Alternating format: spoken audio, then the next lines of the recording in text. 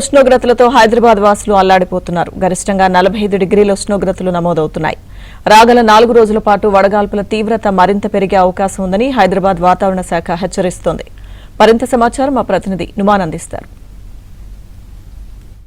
ఇటు రాష్ట్ర వ్యాప్తంగా ఉష్ణోగ్రతలు గణనీయంగా పెరిగిపోతున్నాయి. రాగల 4 రోజుల పాటు వడగాల్పులతో పాటు ఉష్ణోగ్రతలు మరింత పెరిగే అవకాశం ఉందని వాతావరణ శాఖ అధికారులు హెచ్చరికలు జారీ చేస్తున్నారు. ముఖ్యంగా ఇటు భాగ్యనగరంలో భాగ్యనగరంలో భానుడి భగభగలకు ప్రజలు ఇళ్ల నుంచి బయటికి రావాలంటేనే జంకుతున్నారు. ముఖ్యంగా మధ్యాహ్నం 12 గంటల నుంచి సాయంత్రం 4 గంటల వరకు అత్యవసరమైతే తప్ప ఎవరూ బయటికి రావద్దంటూ ఇప్పటికే ఇటు వైద్యులు వాతావరణ శాఖ అధికారులు హెచ్చరికలు జారీ చేస్తున్నటువంటి పరిస్థితి.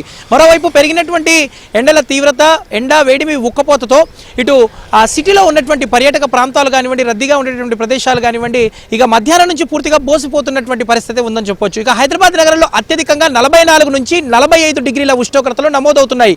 కనిష్టంగా చూసుకుంటే 20 డిగ్రీల ఉష్ణోగ్రత, గరిష్టంగా చూసుకుంటే 45 డిగ్రీల ఉష్ణోగ్రతలు నమోదవుతున్నటువంటి పరిస్థితి. సో ఈ నేపథ్యంలో ఇటు సిటీలో ఉన్నటువంటి Necklace Road, NTR Marg, Golconda, Charminar, People's Plaza లాంటి పర్యాటక ప్రాంతాల్లో పూర్తిగా బోసిపోతున్నాయి. సో చాలా వరకు ఇటు ట్రాఫిక్ రద్దీ కూడా తగ్గిపోతున్నటువంటి దృశ్యాలు అయితే ప్రస్తుతం మనం చూస్తున్నాము.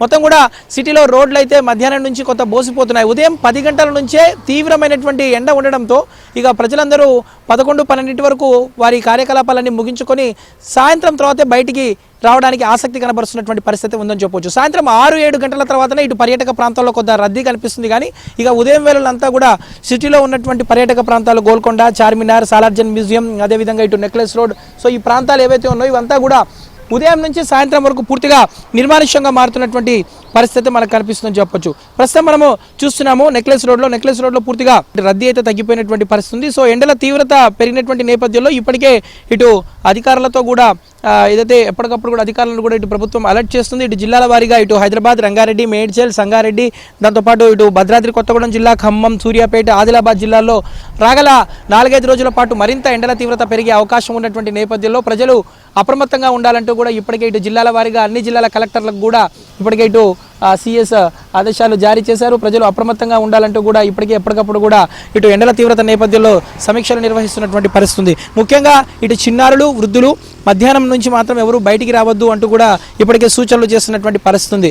రాష్ట్రం అంతా ఒక లెక్క, ఇక హైదరాబాద్ అయితే ఇంకో లెక్క అని చెప్పవచ్చు. తీవ్రమైనటువంటి ఎండ, వేడిమి, ఉక్కపోతతో ప్రజలు అల్లాడిపోతున్నారు. ఈ నేపథ్యంలో ఇప్పటికీ ఇటు ఏసీలకు, కూలర్లకు విపరీతంగా డిమాండ్ పెరిగింది. ఇక విద్యుత్ వాడకం కూడా గణనీయంగా పెరిగినటువంటి సిచ్యువేషన్ అయితే మనకు కనిపిస్తుందని చెప్పొచ్చు. ఇక ఏసీలు, కూలర్లు లేకపోతే మాత్రం ఇళ్లలో ఉండలేనటువంటి పరిస్థితి నెలకొందంటే మనం అర్థం చేసుకోవచ్చు. ఇక రాగల 4-5 రోజుల పాటు ఉష్ణోగ్రతలు గణనీయంగా పెరిగేటటువంటి అవకాశం ఉందని కూడా వాతావరణ శాఖ అధికారులు చెప్తున్నటువంటి పరిస్థితి ఉంది. మొత్తానికైతే గణనీయంగా పెరిగినటువంటి ఉష్ణోగ్రతలు, ఎండల తీవ్రతతో మాత్రము ప్రజలు అల్లాడిపోతున్నారు. ఇటు హైదరాబాద్ నగర వ్యాప్తంగా గరిష్టంగా 45 డిగ్రీల ఉష్ణోగ్రతలు నమోదవుతున్నాయి. రాగల 4 రోజుల పాటు వడగాల్పుల తీవ్రత మరింత పెరిగే అవకాశం ఉన్నటువంటి నేపథ్యంలో ప్రజలు అప్రమత్తంగా ఉండాలంటూ కూడా ఇటు వైద్యులు, వాతావరణ శాఖ అధికారులు హెచ్చరికలు జారీ చేస్తున్నటువంటి పరిస్థితి ఉందని చెప్పొచ్చు. ఇది హైదరాబాద్ వెదర్ అప్డేట్.